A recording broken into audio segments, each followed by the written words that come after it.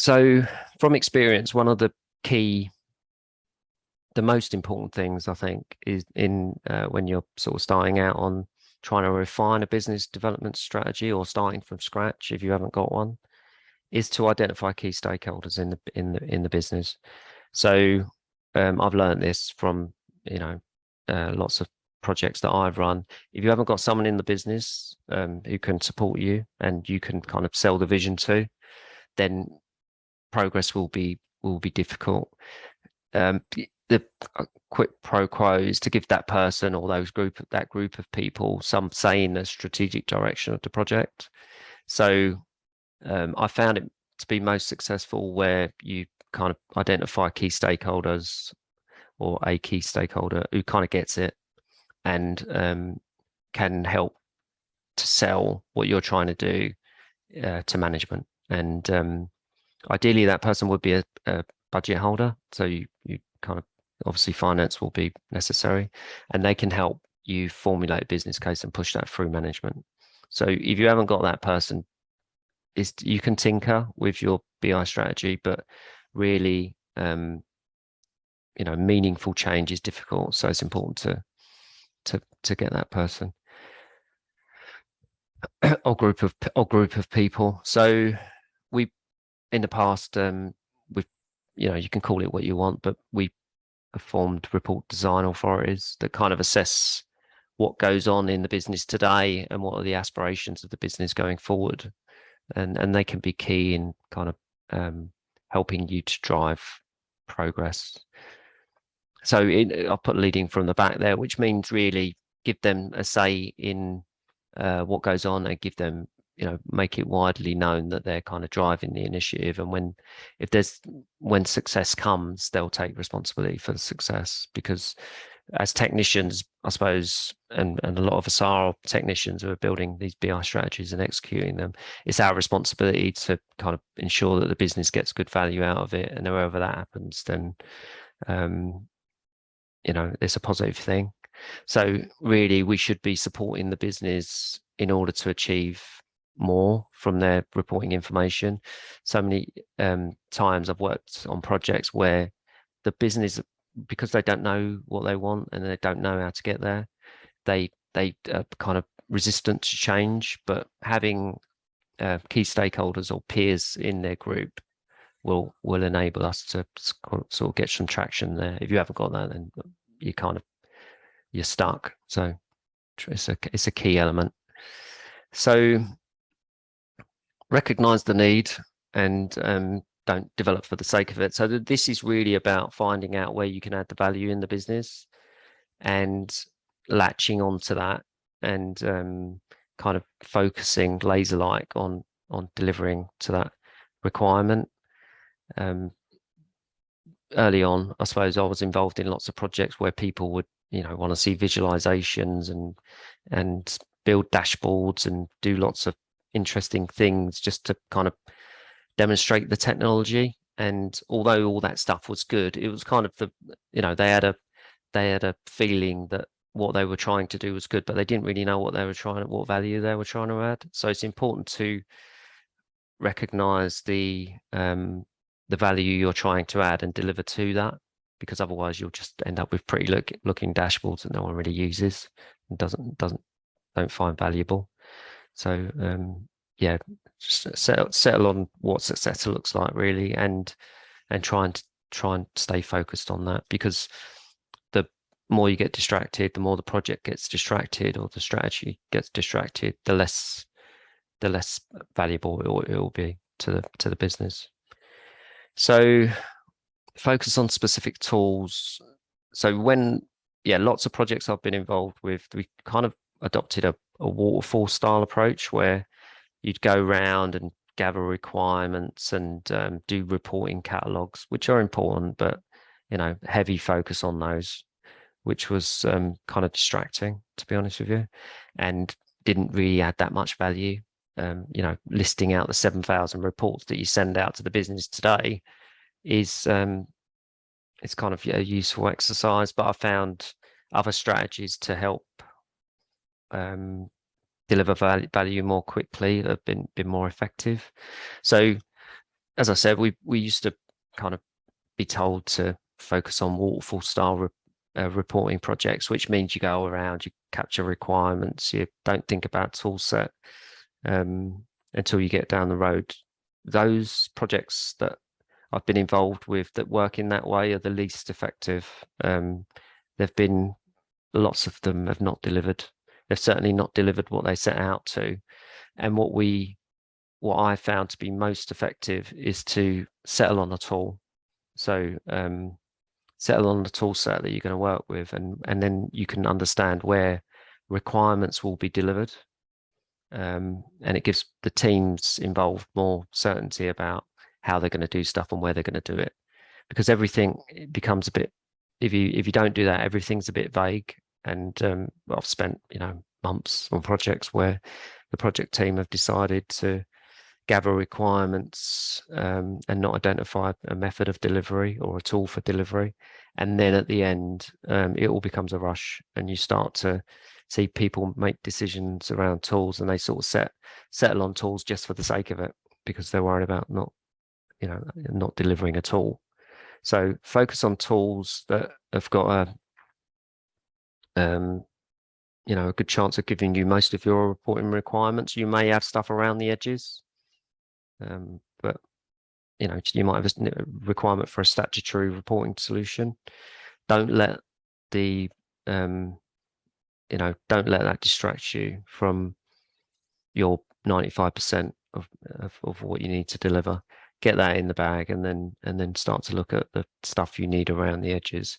You probably won't find a tool that does everything. I haven't found one. We look at particular vendors' stables, if you like. So Microsoft have got a good stable of tools that will allow you to deliver a wide range of reporting solutions, and so it's a pretty safe bet to kind of pick a provider like that who's got a wide range of use cases that they can deliver, and focus on it early on. That way you'll make progress quickly, and you'll start to demonstrate value. And the shorter the cycle from development to demonstration of value and value add in the business, the more successful your project will be. It will gain momentum. So think about the target operating model. So once you've started to deliver your solution, think about how once it's in the wild, once it's live, how people will log calls, how they're going to consider enhancements, how they're going to all the other teams that are going to be impacted by what you're doing.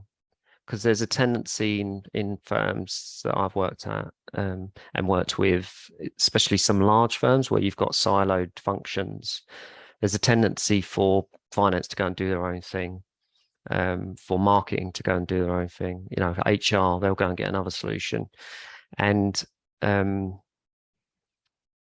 if you throw up something in finance, a solution in finance, and it impacts all of those other teams like IT and people in marketing will be talking about what finance are doing, it's disruptive and it's kind of abrasive. So try and draw together consensus across the business if you can, so that you may not replace the marketing system with what you're doing in finance, or if you're working out of marketing, you don't want to replace the finance solution, but at least consider the people in those functions, because if you're going to be effective, the most effective projects are cross organization. That doesn't mean you're going to enforce a reporting solution on every business unit or on every business function, but at least keep them updated with what you're doing. Try and get to consensus across the business if you can focus on it all.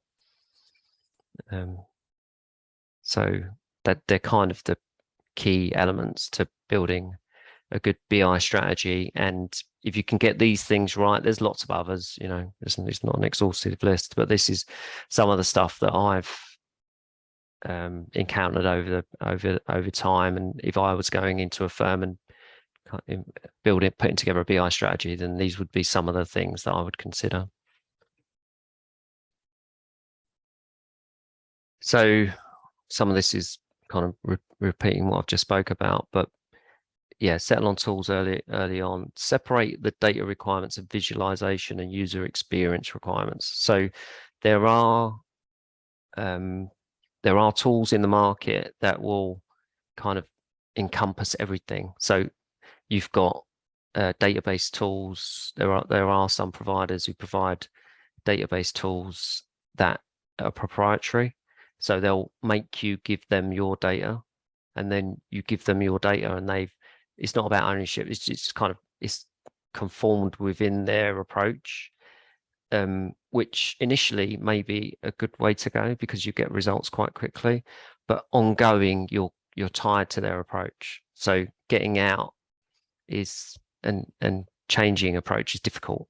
So you may see tools that come down the road which are interesting to you, and you may want to refine your solution in order to deliver more value in the business. If you're in that kind of straitjacket of a proprietary database, a black box, it's difficult to change approach.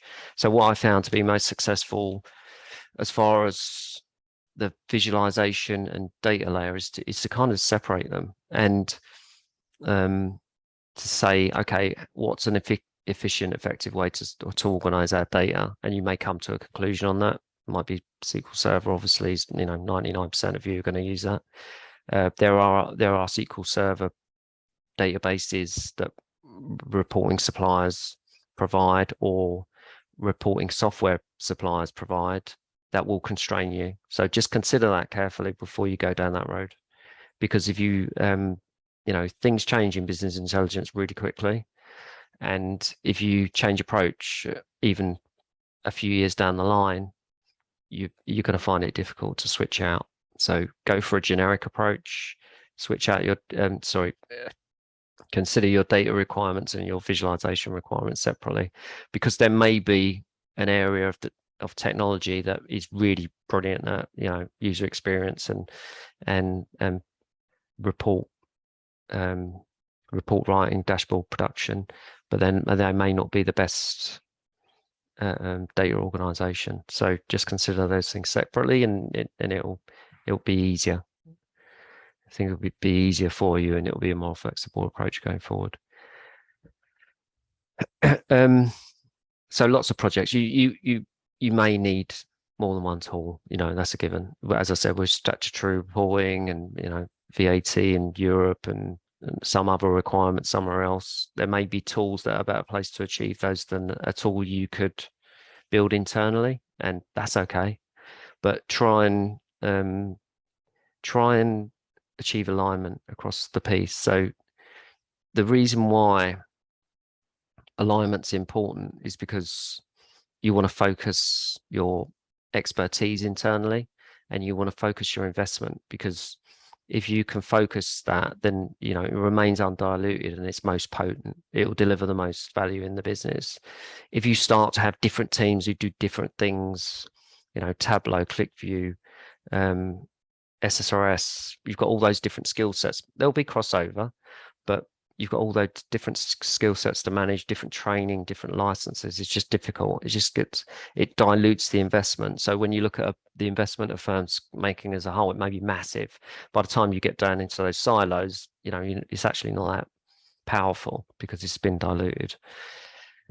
So cloud-based frameworks. So clouds, it's obviously important to consider the cloud, and the angle I would be coming at it from would be because clients say to me, why do we want to go to the cloud? Why should we go to the cloud? What's the functionality differences between cloud and on-premise solutions? And I say to them, why don't you want to go to, come at it from the other angle? Why wouldn't you go to the cloud? And obviously firms have got statutory information security requirements that prevent them from going to the cloud. But they may be restricted to certain data sets, and so if you can't go, then fair enough. If you can go, then really push the requirement internally, because push the question, I suppose, because lots of firms will just say, well, it's going to be difficult, and they won't look at it. But the people who do go to the cloud, it kind of opens up. So there's not going to be, today, the average law firm is not going to feel the massive benefit of going to reporting solutions in the cloud. There are some benefits that even today, but what it will do is it will open up doors into further technologies. So you've got a lot of, specifically talking about Microsoft, where you're talking about, different plugins that they've got in the cloud to analyze your data and draw out patterns in data science and other things. If your data is not in the cloud, that's difficult. So really, if you can jump the cloud hurdle now, then it will open up opportunity to you later.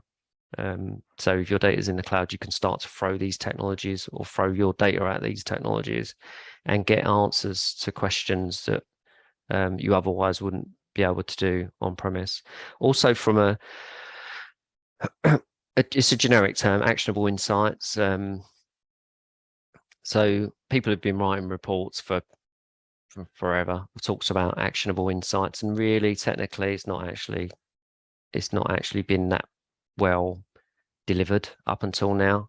But there are, especially in the Microsoft world and maybe in other technologies as well, there's the opportunity, there is truly the opportunity now to take information from different places and to act on it. And Aaron will show you a very basic example of that. But we are seeing a lot of firms we work with, and a lot of firms, we're carrying out work for, are starting to take action from the information they receive. So people have been talking about it for a long time, and apparently it's happening somewhere. But the technology is there, and the technology specifically in the cloud to do that. So with Power Apps and different Microsoft applications that allow you to do that. And there are probably lots of other applications that are not Microsoft that will allow you to do that in the cloud as well. So organizing data structurally is important because it just saves data redundancies. What I mean by that is if you've got a version of a matter table and you use it for these reports, it's important that that doesn't get replicated 20 times and used for different things, and people are managing different versions of the matter table in different places. So it's important to have one kind of conformed dimension, which I'll talk about in a second. Sorry, my lights keep going off. It's late here. So I'm going to switch from that to kind of talk about structuring data and how you should structure it effectively in order to get the most out of it and really to optimize the data storage and approach that you take. So I'm going to talk about a matter dimension. So a matter dimension is basically a view of a matter. So you've got a record, a matter record. We all know what those are in legal. And on the whole, each area will have their own view of a matter. So there'll be finance, and quite a lot of the information that is important is in finance. There'll also be risk. The risk team will have some attributes that are important, and client relationship. Just an example of a matter. Those things may be key to what makes up the view of a matter across your business.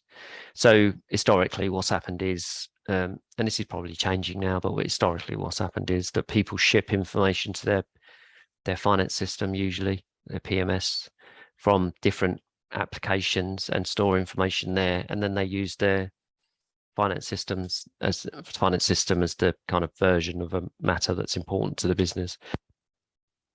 But what really we should be doing is drawing attributes from the different systems into one conform matter dimension that can be used across the business.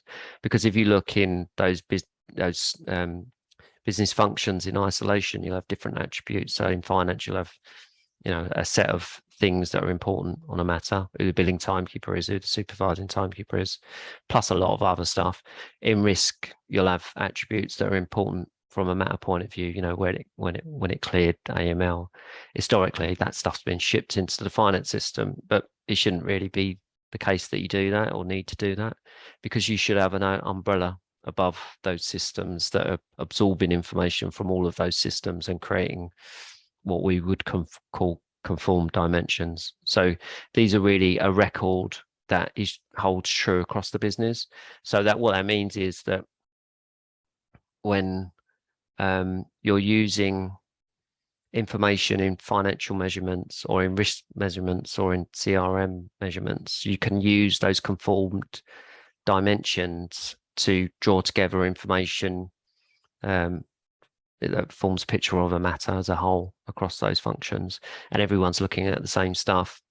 As I said before, we come across clients who look at lots of ad hoc queries across different purposes, and you get repetition of data, and one person's using a matter table that is drawing information from this place or that place, and another function is using a matter table that contains attributes that are important to them. If you want to do a proper job on enterprise reporting, then you need to draw that stuff together and start to use conformed dimensions across the piece. When you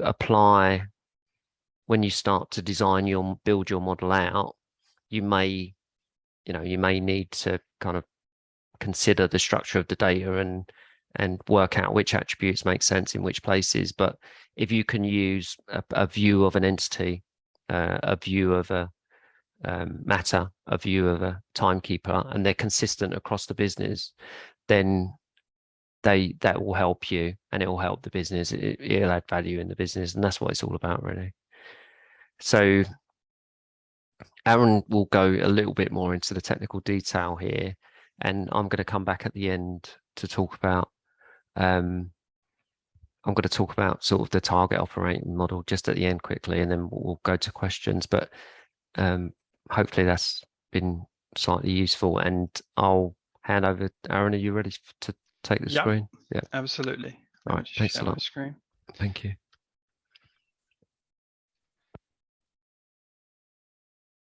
Okay, thanks. Okay, so I'm going to get into a demo pretty shortly in Power BI and show you some report development and some report strategy.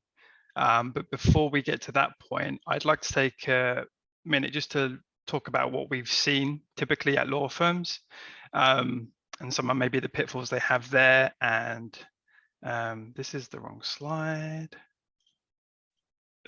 Sorry about that. Yeah, and then what we do to remedy that. So typically what we see across the board is there is a large dependency on older technology. So that could be SSRS, which is still relevant, or it could be something like a custom black box solution. And when I say that, I mean that there are many firms out there who develop BI solutions, and you're very aware of the output and the input, but you don't really know how it's made. You're not sure as to the calculations that go into it, and you are reliant on them for support. And because it's a closed ecosystem, you can't draw on the labor market in general to support that. You're tied to that company, and we see that quite a lot across firms. I mean, many are moving away from it, but it's still a common issue. We also see quite a lot of ad hoc reports, which are created, for example, like a month-end report by finance. We see a lot of firms, develop reports in Excel that are just mailed out to people, and that's a lot of time at the end of every month for someone in finance to sit through the data and prepare it, pivot that data in Excel and send it off. So there's a lot of time being wasted at firms doing those very manual type of reports. And to compound this, we also see just a high volume of sort of individual bespoke reports. So some examples I put on the screen here. We may have a department summary report, which gets sent out to every department head. One that says form profitability, which was meant to say firm profitability. We might have an inventory report, a monthly disbursements report, etc. The list goes on. And these are sent out to just maybe one or two individuals or groups. And when you sort of take a step back and look, you see that the firm is managing maybe 30, 40 custom reports, and they're probably not sure who they're even sent out to. And there's also a complete lack of any data-driven security, because all of these reports are very customized. So you have a report for a particular purpose, maybe it's a department summary, and that is just the security on that is handled within the report itself. So someone maybe develops a report in SSRS, which is for the marketing department. And then they make sure they deploy it to someone who is the head of the marketing department. So there's no real dynamic security there. They just make sure it is sent to a particular person. So that leaves holes in security where it's all managed by lists and subscriptions rather than having any sort of data level security. And what I mean by data level security is, okay, we can look at the data itself and say, okay, this person's the head of marketing. They should be able to see X, Y, and Z in terms of data. Okay. So because of all of these issues, we see a low degree of reusability, because again, if you create a report for a specific purpose and it is created in something like SSRS, and again, I'm not trying to put down SSRS, we do still use it, but you can't just take that and cut it and reuse it somewhere else and reuse the code. It's very, very rigid. And because of that, there's a high level of ongoing maintenance required. As I said before, especially with black box solutions, but even with conventional solutions, there's no real understanding on how calculations are made. So we often find when we're developing reports for a new firm, they will tell us a number is wrong, but they can't explain why it's wrong. They just have the existing report solution that says, this is a number we're used to. And we're taking data from their PMS system and saying, well, this is what we see, but they can't tell us why. They can't tell us how the calculation is made. So there's no real understanding on how calculations are made. But because the systems have been there for a long time, then that's what they're used to, and that's what they expect to be the real number, which is sort of dangerous, because if you're performing analysis on data you don't understand, then your insights are not particularly valid. And because of all of these issues, are compounded, nobody really wants to create additional useful insights. And what I mean by that is no one wants to create new reports because their existing report set is so unwieldy. So strategically, it's a bit of a stunted approach. So how do we sort of move away from this? And Michael's touched on this within his slide. So, and one of the key things is to separate your data modeling from your report building. So you have your data model, and that can be built in a variety of technologies. I mean, we're going to talk about Power BI today and Microsoft products. So we'll talk about SQL and analysis services, which is a feature of SQL. So when we say data model here, we're building a data model in SQL and turning it into a data model in analysis services. So you have that, and you have that siloed off. So that is an ever-growing data set that which is quite, users cannot go ahead and freely edit that. You have a team that's responsible for that data model, but you separate that from your report building. So when you separate report building from your data modeling, it enables you to develop reports very quickly. You can test rapidly. So it's ideal for an agile style development process, which is ideal for report development. You can also standardize your data-driven security model. So you can plan security out at the start and deal with it in the model. And then that's rigid and that's set. And that means anybody connecting to your data source has a set of rules. So we can see who they are, and they say, okay, you're part of the marketing department and you're marked as a lead. So you can see everything in marketing, but you can't see anything firm-wide. So you have one data model for everybody, and depending on who connects to that model, they'll see different flavors of that data based on the data that we have in the system. And the key thing here is to utilize self-service reporting. So when we say self-service reporting, what we mean is users who have little to no BI experience, they now have the ability to develop reports and analyze data.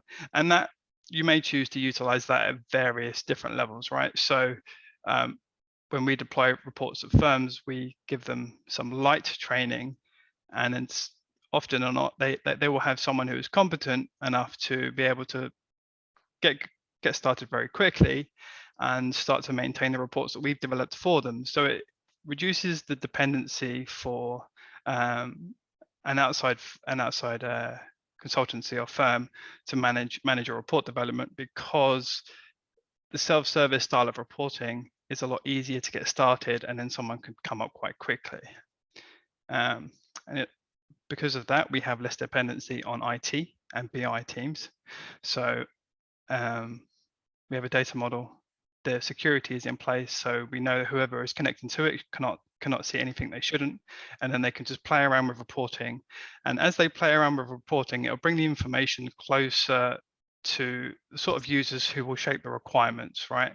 That doesn't mean development should become a free-for-all. We still need some structure around it, but it does mean it's easier to get going with report development. And we'll show you that in a second. Aaron, I was just going to say, sorry, given Sure. the time, is it okay if you switch to the reports? Maybe we'll come back to this afterwards, because the reports obviously are good looking and you've spent a lot of time on them. So I'm just conscious that we don't want to run out of time. Okay, Yeah, no worries. okay. Okay, sure. Thank you. Okay, so let me just minimize this thing up here. Okay, so just quickly look at self-service reporting, right? So what you're looking at on the screen now, hopefully if I'm still sharing, I am. Yeah. Cool. I'm connected to, so I've opened up Power BI Desktop, which is an editing program. And on the right-hand side, we have a set of tables that we can use to develop a report. So this is our data model. It's made in analysis services. So it's a SQL data warehouse that we've moved into analysis services, which is all included in SQL Server. And we have our facts tables. So we have an inventory table that contains everything that we have related to WIP and AR. We have a revenue table, which covers everything from billable worked fees all the way up to write-offs and collections. And then we have a time analysis table, which is all about are your timekeepers or fee earners getting their time in? How long does it take them to record time? Do they have any missing hours based on targets and things like that? So we have these three, what we call facts tables, which come from our PMS system. And then we have many different common dimensional tables to go alongside with that. So for example, here we have working timekeeper, supervising timekeeper, and billing timekeeper.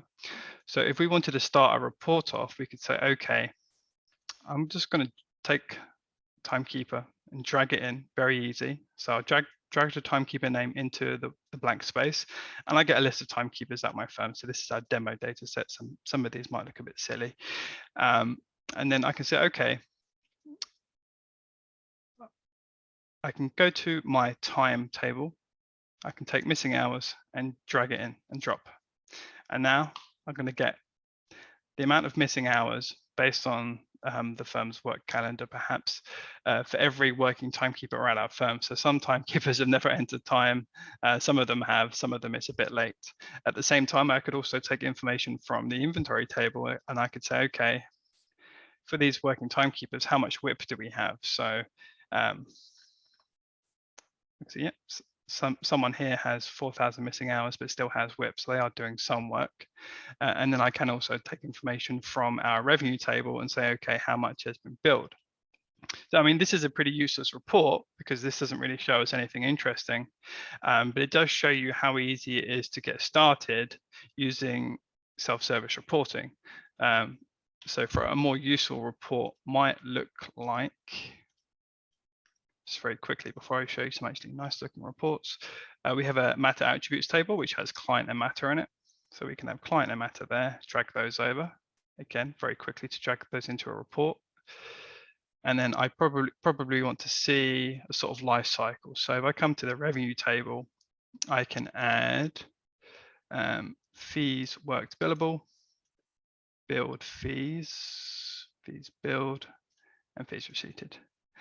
And there we go. So we can see from left to right for every client and matter, how much is worked, how much is billed, and how much was collected. And if I wanted to maybe filter this data further, I can easily click a button to add a slicer. Whoops. And I've got a time dimension, time intelligence dimension here, and I can just drag over and say, okay, show me month to date, prior month to date, year to date, rolling 12 months, prior year to date, right? So I've got a nice little filter for users to select. So this tends to be how we get started. And then when it comes to deployment, when it comes to a typical project, we get a variety of requirements. So they could, finance or someone who is a partner will want a firm-wide view of data. The department heads will want a view of data, and then there'd be individual dashboards for time analysis and recording time. So what we do is develop in a bottom-up approach. So we start at the lowest level. When I say lowest level, I mean time entry. Everyone has to enter time. Everyone perhaps has targets, and then from there we build up and up to less and less people, and we sort of layer those on top of each other. And because of that, we're able to reuse quite a lot of elements within a report.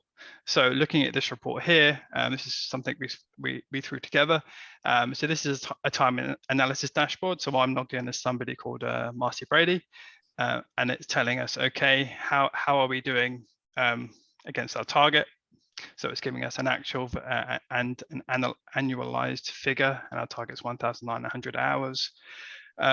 We can see month by month how we've been doing against our target. So we can see that April, May, and June, we were working quite a lot, but then we sort of offset that by taking a bit of a break, July, August, and September. We can see missing hours is great. We're under the benchmark, but late time and average days to post means we're often quite sloppy on our time entry, let's say. So this gives us a basic time analysis dashboard, and also we have a production dashboard here as well. So again, this is all focused on time cards for this particular user. So this is just giving you more of a fiscal view of those time cards. So fees worked, the rate of those fees worked, and what was billed, what was realized, and what was collected. And we have some useful KPIs at the top that give us the sort of the current state of things, the prior year, and the variance. So we've got some key performance KPIs there, and a nice detailed table at the bottom which has client and matter. So this report here, you could deploy it and get testing immediately and you could deploy this to a subset of working fee owners who you trust to test this product, or working timekeepers, sorry. Whilst they're testing that, you could start to think about the next level. So, okay, this is all focused around time cards. Now we need to have a focus on the billing side of things, right? So if I could pop over to iteration 2 here, nothing looks any different, but on the top menu, we now have, in addition to time and production, we now have billing. So we've come over to billing now. So now we're looking at the information from the perspective of a billing timekeeper. So we're still logged in as Marcy Brady, but now it's all about all of the matters for which Marcy Brady is a billing timekeeper. So we have a slightly different look here. So rather than a focus on work, we can still see the fees worked in the table, but we also want to look at the current inventory, so our WIP and our AR, and we also want to look more at our billing. So in addition to the sort of KPIs we had before, we have new KPIs for WIP and AR, which tell us those values and how much of that is actually sitting that's quite old and we need to action. And on the right-hand side here as well, you'll see we have an inventory report, so we can come here and take a look at that in greater detail and say, okay, do we have a lot of, on the bottom right-hand side here, we have a nice visual that lets us know how much WIP and AR is sitting in certain buckets. And also we have a detail table on the left-hand side, and actually in Power BI, and this will apply to, I assume, other products, we can select particular items. So on the bottom right-hand side here, I can see 31 to 60, we have a lot of AR. So if I click that, it should filter the rest of the page, and the information gets updated based on the fact that we clicked that bucket, which is quite useful. So if I wanted to see everything that's over a year old, I can click that bucket there, and we can see we have 2 clients who are quite guilty, and maybe we need to really chase that for collection. Okay, go back. So now we've got essentially 2 reports that we've got out and testing. We have a working timekeeper one, and we have a billing timekeeper one. But the billing timekeeper one will also include working, right? So it's more of a rolled up view in sort of a hierarchy. And then from this point, we're covering matter responsibility and we're covering time cards. And now what about if I'm a department lead? So if I open up iteration 3, we now start to look at developing start adapting the existing report to incorporate the ability to roll that information up, basically. So what I mean by this is we're on exactly the same page here, billing dashboard for Marcy Brady, but Marcy Brady is also a department lead. So likely they want to see how their department is performing as a whole. So if I click on change role, which is a new button we've added on this iteration, I can say, okay, let's show me my department. And the report's going to change slightly. So at the bottom now, rather than looking at just client and matter, we're also looking at who the billing timekeepers are. So I can say Elena in my department is responsible for quite a lot. And then we have Jed Knight there as well. And this will apply to any page. So if I come over to maybe time analysis and hit change role here and show my department, I'm now going to get an holistic view of all the working timekeepers in my department. So again, it's all about time cards, and I can see how they're performing against target, what are the missing hours, how much late time people have, etc. And that's cool. So we have 3 reports out in the wild. We have a sort of a time card focus report, we have a billing focus report, and then we have a department head report, right? So those are all targeting different stakeholders, and at your firm, these might differ, but this is sort of a generalized approach. And then finally, you probably want, so this is our 4th iteration now. Now we have like a firm performance. So maybe there's a part, this would be deployed to partners who want to see how the firm is performing as a whole. So we have this new button at the top, new menu item, which says firm performance. And we have this key metrics table here, which is just giving us a very top-down view of everything, every single metric we have, and every single sort of date, time intelligence date range that we have, so month to date, year to date, etc. We also have some tables there to see how we're doing month on month and who are our biggest clients as well in the bottom right. So we have 4 iterations of this report, and each iteration is building on what's come before it, and we can reuse a lot of these pages, right? So on billing and production, we have a table at the bottom, and there's not much difference. I don't think there's any difference actually. So we can, you can copy and paste these, because in Power BI or other self-reporting platforms, you can copy and paste elements, but change how the data is driving those elements by changing who's filtered. So on the production page, we're filtering on Marcy Brady being the working timekeeper. On the billing page, we're saying, okay, the billing timekeeper is Marcy Brady. So we're reusing a lot of elements without any cost to time for production. And whilst we're here, I want to take a look at actionable insights. So what I mean by that is we're currently in a reporting view, but we can't directly do anything from here, right? We can look at data, and we can go ahead and, if I see that a particular matter, if I see that we're writing off a lot of time for a particular client, I can go and talk to people and investigate that. But there's no technical actions I can perform. And that's when we start to integrate platforms like Power Apps or Power Automate, which allow us to do that. And let's take a look at an example here. So if I come over to time, again, I'm looking at my time for Marcy. Let's look at my department instead. That's more useful. Okay, so we're at this holistic view of all the working timekeepers in my department now. And I can see actually there's a user here called Jordan Clements who has 765 hours of missing time. So that's not good. And I can right click on him, and we have this additional drill through report. So when I click that, this page is going to look familiar. It's the same time analysis page that I have for myself, but now I'm looking at Jordan Clements from a perspective of his department lead, and I can see his has a high degree of missing hours. And on the top right now, we don't have the traditional menus because we're in a drill through report, but we do have a nice new option which says send missing time reminder.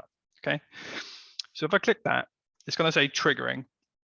It says triggered. Okay, so what that means is it initiated what's called a flow through Power Automate, and that's a service from Microsoft that enables us to trigger action based on data. So it detects that it detects the user we're looking at's email address, and it sends him an email saying you have 765 missing hours. Maybe you want to start recording your time. So, and that's a very simple example. We could also use this to update databases. You could perhaps retrieve invoices if you have a system which makes those invoices reachable on an intranet, for example. You can do a lot with this actionable insights. And this is just a very simple example that we use for the sake of this session. Okay. Thanks, Aaron. So is that kind of the logical end of your what you were going to show Yes. on? Yeah, okay, Yes, it great. was. Thank Yeah. you. So just to wrap up what Aaron was talking about there, so he outlined some of the issues that we see at clients, and they're common. It's not, it's not judging the clients we work with at all. Some of them are brilliant. Some of them have got legacy issues. It's not their fault. It's just the way investment in the reporting solution has gone over the years. And what he was showing you was that you can start off with a base solution and kind of iterate through various versions of reports to something that's quite robust and uh, provides information across the business at different use cases. So the I suppose the message to take from this is start small, iterate often, deliver, keep delivering, because the projects that go away and come back in 6 months time with a big unveiling are not very successful usually. So it's important to kind of engage the business and give them something small. Quite often, Rome wasn't built in a day, but some of it was. So you should kind of try and add value as often as possible.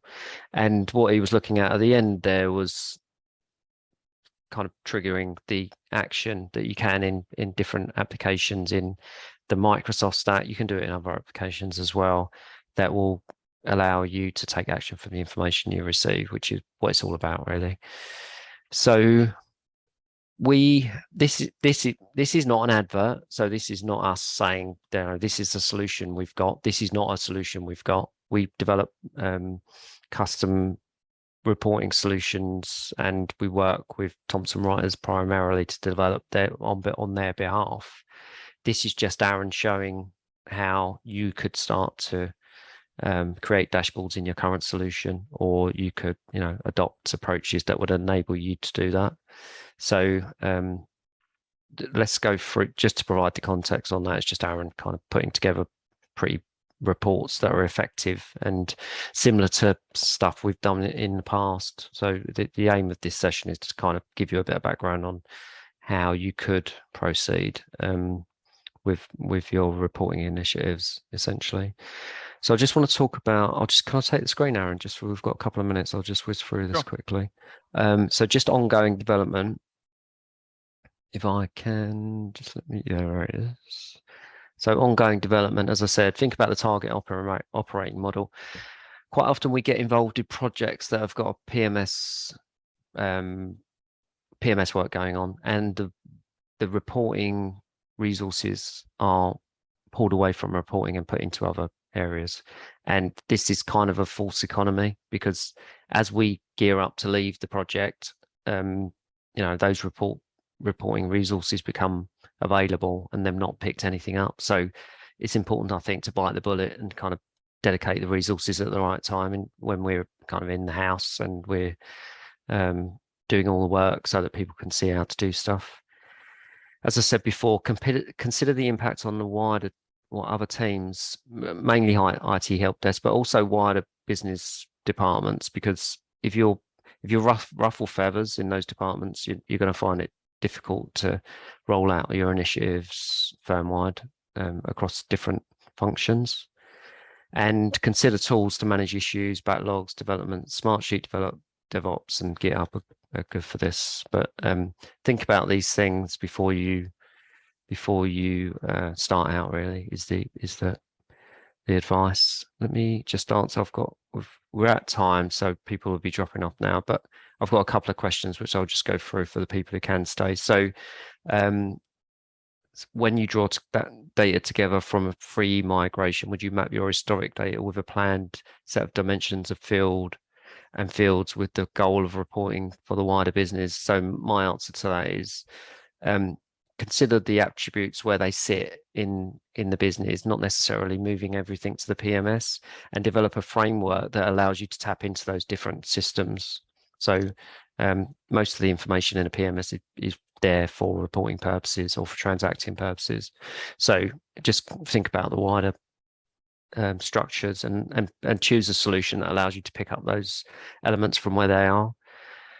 And another question, is Power BI only good on premises or in the cloud? It does both. So it will connect to both. Some solutions are only available in the cloud. For example, Power Apps. You can connect to data on premises, I think, with certain licenses, but on the whole, it's more effective in the cloud. Third question, do you have effective dating? Do you have effective dating? Sorry, most good reporting solutions are effective dated. So that means you can go and see historically what's gone on with a view in the past, or you can look at what's currently going on.